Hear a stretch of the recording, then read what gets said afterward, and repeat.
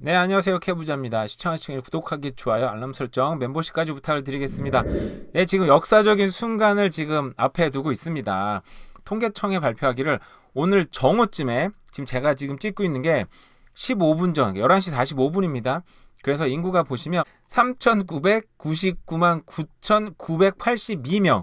그래서 15분 뒤, 모르겠어요. 그렇게 될지는. 한 15분 뒤에는 인구가 캐나다가 4천만을 돌파하는 순간에 지금 앞에 두고 있는데요. 이거는 캐나다 통계청에서 발표하는 실시간 통계 자료입니다.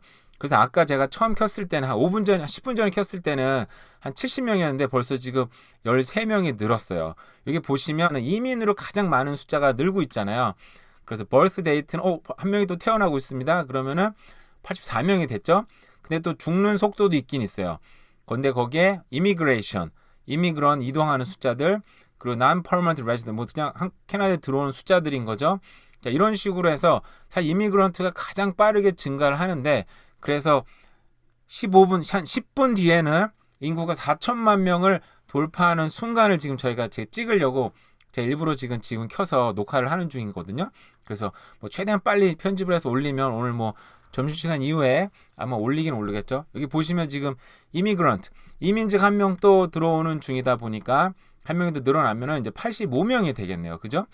이게 실시간으로 하는 거기 때문에 아마 이제 상식적으로는 자료를 받고 뭐 컴퓨터 입력하고 여러 자리 걸차들이 지나가서 입력되는 순간에 되는 거니까 우리가 실시간으로 생각하면 될 것 같습니다. 일단 인구가 늘어나는 동안 다른 기사도 잠깐 한번 보도록 하겠습니다. 캐나다 인구 4천만 명 돌파. 지난해 인구가 105만 명이 추가돼서 역대 최고를 기록했고요. 친이민 정책으로 인구 증가세가 이어질 것 같다라고 얘기를 하고 있습니다. 자, 최근에 이민자 수가 급증하고 있는데요. 인구가 4천만 명. 한국이 지금 5천만 명 정도 넘었잖아요. 그죠? 네, 이렇게 큰 나라가 4천만 명 되는 게 뭐가 대단한 거냐라고 싶긴 하지만 더 중요한 건 사실은 인구 증가 이제 류를 봐야 되는데요. 캐나다는 1966년에 2천만 명을 돌파를 하고 98년에 3천만 명 그리고 올해 4천만 명 돌파하면서 25년 만에 새로운 이정표를 세우게 되는데요. 그 전에 32년 걸렸던 게 25년이 걸렸어요. 근데 4천만 명 돌파하는 게 결국은 이제 의미가 있는 게 캐나다는 잠재력이 무궁무진하고 역동적이면서 세계로부터 환영받고 있는 국가라는 것을 증명했다. 그죠? 캐나다는 쉽게 얘기하면 적이 없는 나라. 캐나다는 굉장히 많이 사람들이 호감을 갖고 있는 나라. 옛날에 저는 어렸을 때는 스위스가 살고 싶다. 왜 뭔지 모르지만 그냥 주변 사람들이 다 스위스 대단하다 하니까 스위스 가고 살고 싶다 이런 생각도 했었었는데 지금 캐나다가 굉장히 이민자들 많이 있는 나라고 결국 캐나다에도 살게 됐네요. 인구 증가율 역시 2.7%로 베이비 부머의 탄생과 이민자가 급증했던 50년 전 얘기입니다. 1957년도 정말 오래된 얘기잖아요. 그때도 3.3%였는데 그때 이후로 2.7% 가장 최고의 지금 증가율을 보이고 있고요. 그리고 G7 국가 세계에서 가장 발전된 나라 중에서는 단연 돋보이는 수치고요. 43년 불과 20년 후에는 그러니까 그전 25년 걸렸던 게 또 20년 후에는 이제 5천만 명이 넘을 거다라고 예상을 하고 있습니다. 근데 어떻게 보면 이때면 한국 인구를 능가하지 않을까요? 왜냐 한국 사람들 인구는 좀 줄어들고 있으니까 이민도 많이 가시고 혹시 넘었나 볼까요? 90명 10명밖에 안 남았습니다. 이거 실시간으로 볼 수 있게 좀 해야 될 것 같은데. 자, 캐나다 인구 급증은 단연 이민자가 이끌고 있고요. 지난해는 무려 105만 명이 들어왔고 21년 기준 이민자 혹은 영주권자 신분을 경험한 이들은 830만 명으로 전체 인구의 23%다. 그러니까 이민자의 비율이 전체 인구의 23% 넘었다. 그러니까 5명 중에 1명은 이민자 출신이라는 거죠.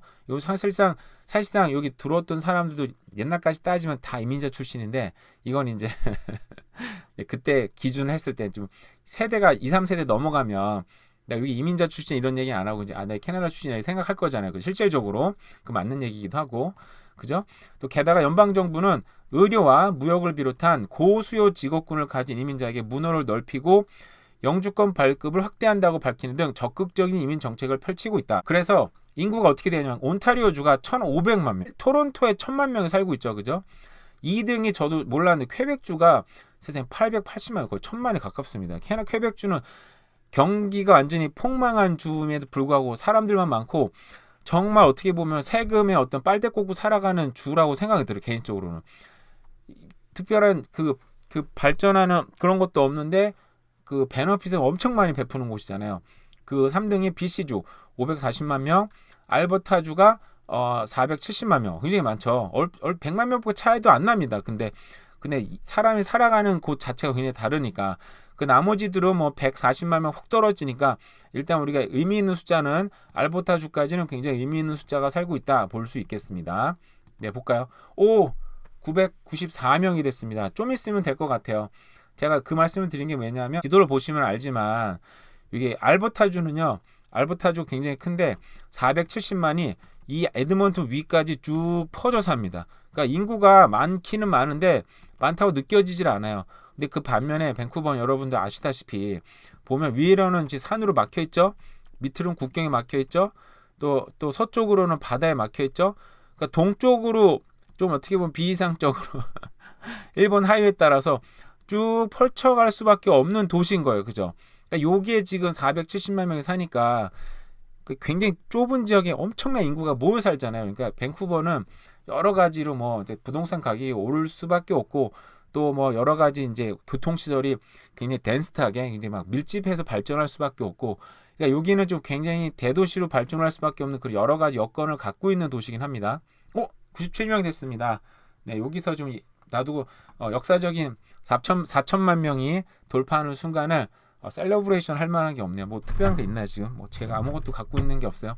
폭주라도 갖고 와서 좀 뿌어 불면 좋았을 텐데 지금 생각이 저도 하다 보니까 생각이 나네요. 네, 이미그런트 이민자하면 또 늘었습니다. 순간 그래 98명이 됐어요. 그러니까 아까 하던 얘기를 계속 하자면 온타리오주 같은 경우는 그 주변에 뭐 뉴욕도 있고 시카고도 있고 정말 많은 대도시들이 몰려 있잖아요. 그러다 보니까 거기에는 이제 뭐 토론토라는 대도시 주변 외에도 그 주변에 또 많은 도시들이 인구의 어떤 견인을 이끌고 갈 수 있는데 이 토론토에 비해서 밴쿠버 지역은 물론 이제 밴쿠버 시를 중심으로 여러 가지 시가 있지만 이제 약간 옆으로 쭉 늘어설 수밖에 인구가 딴 데 갈 수가 없어요. 토론토 같은 경우는 인구가 북쪽이나 서쪽이나 동쪽이나 다 갈 수 있고 남쪽으로 물론 북경이 있으니까 못 간다고 쳐도 그 주변에 이제 사방에 도시들이 있기 때문에 방사형으로 쭉 펼쳐질 수 있는데 참 이 캘거리, 토론토에 비해서 밴쿠버는 굉장히 그런 어떤 여건이 있는 것 같아요. 세상에 한 명이 지금 non-permanent resident가 들어오면서 4천만 명 돌파할 것 같아요. 이미그런트도 아니고 결국은 이민자의 가능성을 갖고 있는 단기 뭐 들어오는 사람들로 인해서 4천만 명이 됐습니다. 세상에 축하합니다. 네, 캐나다에 사시는 갑자기 4천 명 되자마자 4,001명은 순식간에 또 넘어갔어요. 그죠? 어쨌든 축하합니다. 네, 뭘 축하해야 되는지 정확하게는 저도 어쨌든 이렇게 우리가 좋은 나라 캐나다라는 곳에 아까도 얘기했지만 전 세계 사람들이 또 선호하고 그죠? 정치 문화적으로 크게 문제 없이 많은 사람들이 역동적으로 발전하고 있는 캐나다에 살고 있고 네, 우리 아이들도 다행히도 정말 캐나다에서 또 좋은 삶을 또 살 수 있는 여건을 또 마련하는 것 같습니다. 어쨌든 축하합니다. 모두에게 박수를 치시면 좋을 것 같아요. 네, 좋습니다. 네, 아까 또 얘기를 하자면 토론토 같은 경우에 보시면 이 토론토 주변으로 사실상 뭐 해밀턴이라든지 뭐 런던이라든지 이 주변의 도시가 굉장히 많아요. 그러다 보니까 도시가 이렇게 방사형으로 부채꼴 모양으로 쭉 펼쳐갈 수 있죠. 오샤와라든지. 근데 이제 이런 게 그렇지 않다는 얘기고요. 그리고 캘거리 같은 경우도 이 도시가 대평원에 위치하다 보니까 도시가 이렇게 보시면요. 이게 점점 커져 나갑니다. 쭉 커져 나가요. 그래서 이 인디언들 퍼스트 네이션이죠. 퍼스트 네이션 사는 지역 외에는 이 도시가 그냥 쭉 퍼져 나가는데 그 반면에 이제 밴쿠버는 그렇지 않다라는 얘기죠. 그러다 보니까 어떻게 보면은 그냥 요 밴쿠버는 어디든 집을 사놓으면 땅을 사놓고 랭리라든지 아니면 아보츠포드라든지 시간차에는 있겠으나 어디든 땅을 사놓고 집을 사놓으면 다 사람이 계속 몰려오니까 결국은 집값은 장기적으로 봤을 때는 오를 수밖에 없다라는 생각이 또 많이 들기는 듭니다. 어쨌든 이렇게 인구가 참 많이 증가하는데 결국은 토론토, 밴쿠버 또 뭐 캘거리도 많은 사람들이 또 이동 중에 있습니다. 자, 하나 더 볼까요? 자, 밴쿠버 물가가 얼마나 높아졌나? 토론토 생계비가 전국 1등, 밴쿠버는 2등. 그래 참 밴쿠버에 살면서 저도 오늘 아침에 이제 코스코를 갔다 왔는데 돈을 굉장히 많이 썼다는 생각이 들어요. 그래서 세상에 이렇게 돈을 많이 썼지. 정말 큰일 났네. 막 생각이 들 정도로 돈을 많이 썼는데, 근데 정말 웃긴 게 뭔지 아세요? 이건 다 아는 거니까. 근데 토론토, 밴쿠버가 비싸다 그래도 세계로 따지면요 90번째밖에 안 됩니다. 이렇게 싼 도시예요. 생각보다 되게 저렴한 도시에 살고 있네. 우리는 좋다. 밴쿠버는 또 108입니다. 108위. 세상에. 토론토가 90등, 밴쿠버는 108위. 세상에. 너무 괜찮은 도시인 거예요. 나머지 도시들 뭐 몬트리올, 오타와가 135위, 137위. 아니 도대체 굉장히 나름대로 물가가 저렴한 도시에 살고 있네라는 생각이 들었어요. 솔직히. 왜냐하면 홍콩 1등이고 자 2등이 싱가포르, 자 3위에서 5등은 스위스 7위인데 뉴욕이 전 세계 6위입니다.